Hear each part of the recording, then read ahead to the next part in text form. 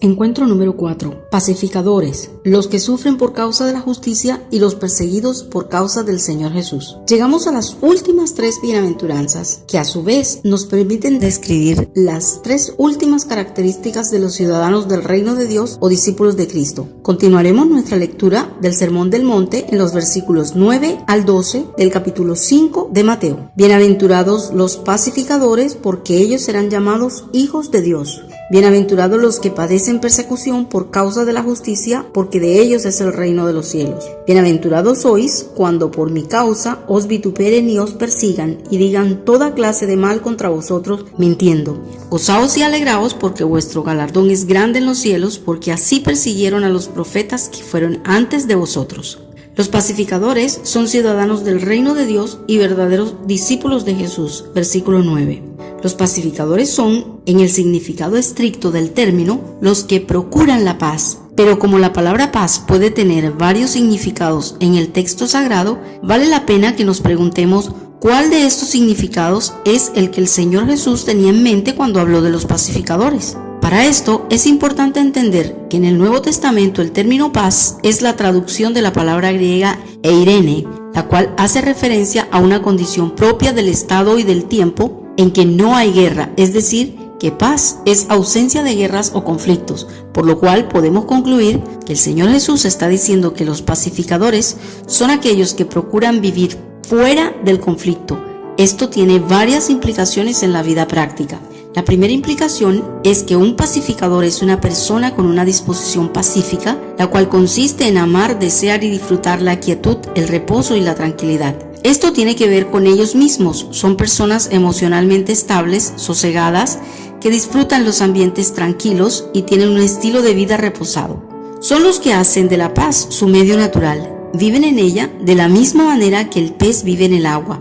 Se siente a gusto en los ambientes tranquilos en los que no existen conflictos. Todos nosotros estamos conscientes de que vivimos en un mundo muy agitado, el cual nos obliga a andar a ritmos acelerados, cargados de compromisos, atestados de actividades y bajo la presión de un estrés permanente. Un pacificador es una persona que simplemente se rehúsa a vivir en la agitación que este mundo le quiere imponer.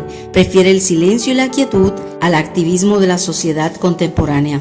Si eres un pacificador, no vas a permitir que las ocupaciones de la vida diaria te llenen de ansiedad, preocupación o desesperación que te impiden tomar tiempo para la reflexión y la devoción. Recuerda siempre esto: un pacificador ama los ambientes sosegados que le permiten oír la voz de Dios y la de su propio corazón lejos del ruido mundanal.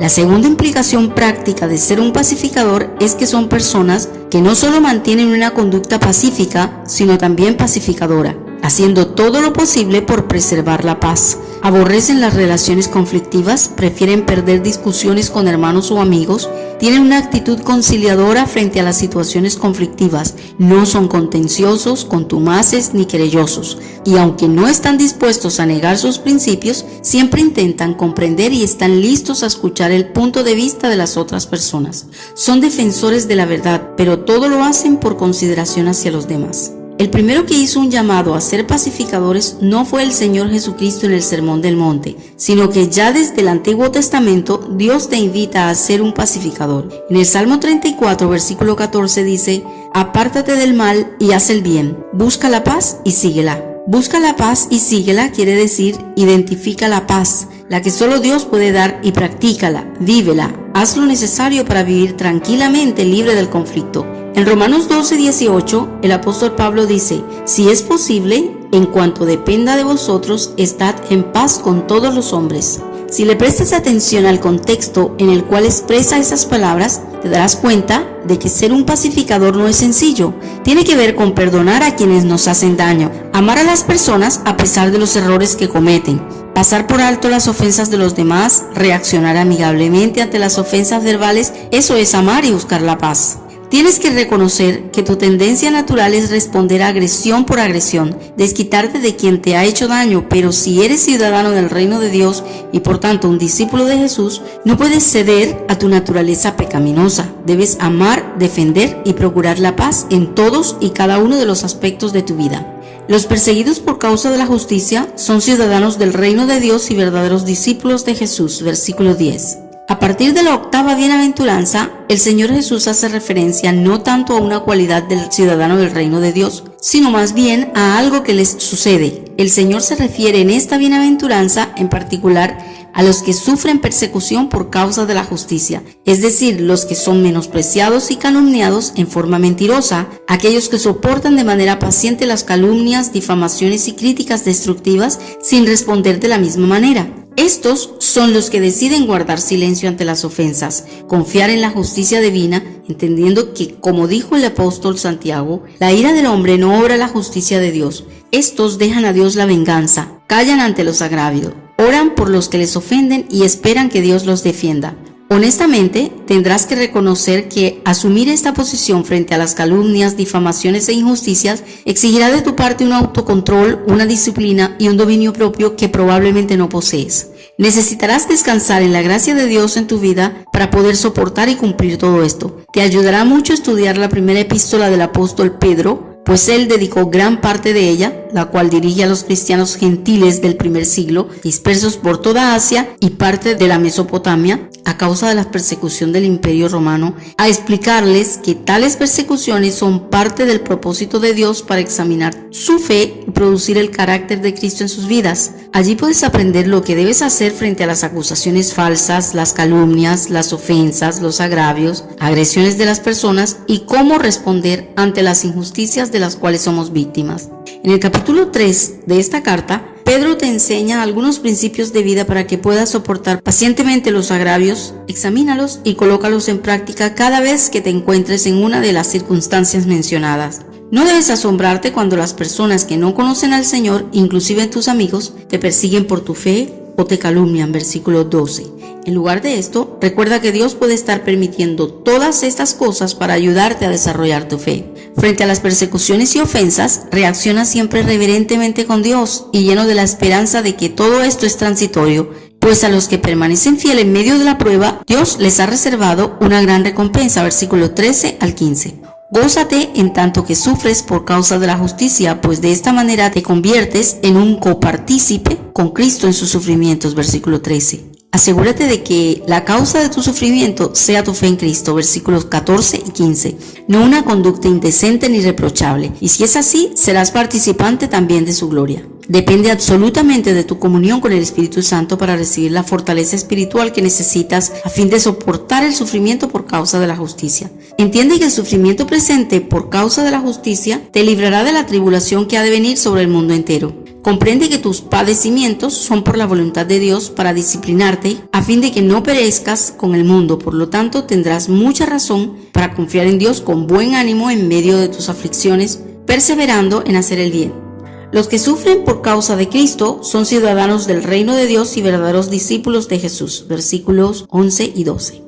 La novena y última bienaventuranza es semejante a la octava en el sentido en que tampoco hace referencia a una cualidad del discípulo o ciudadano del reino, sino a una situación a la que se verá sometido y en la cual será probado su capacidad para soportar el sufrimiento. Solo que a diferencia de la bienaventuranza anterior, en esta el sufrimiento es causado por ser un seguidor del Señor Jesús.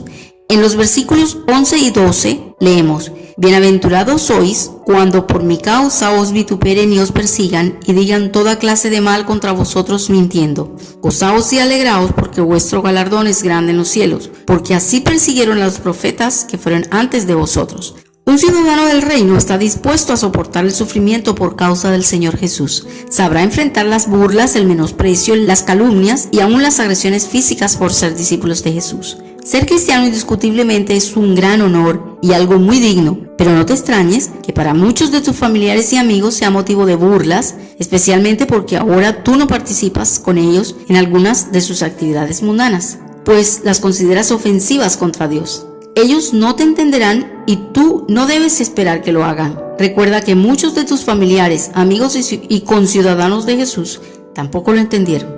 Tu vida ha cambiado para bien desde que aceptaste al Señor Jesucristo como tu Salvador y Señor. Hoy eres mejor persona, ya no te controlan tus impulsos insanos ni tus bajas pasiones. No eres autodestructivo ni lesivo para los demás. Por el contrario, como discípulo de Cristo, has aprendido a amar incondicionalmente a tu prójimo, a procurar el bien de los demás y a preferir la honra de otros. Por eso no puedes entender que algunas personas te rechacen por ser cristiano. Para entender este rechazo, ten en cuenta que Jesús murió crucificado. La crucifixión era una muerte oprobiosa, la pena capital que las autoridades romanas imponían a quienes consideraban criminales peligrosos. Acuérdate que con Jesús fueron crucificados unos ladrones y que ese mismo día un sedicioso Barrabás fue dejado libre en lugar de Jesús, lo cual te servirá como indicador del concepto en que las autoridades romanas y los líderes religiosos judíos tenían a Jesús. Lo consideraban en el mismo nivel que un ladrón o un rebelde, en fin, como un criminal digno de la peor de las muertes.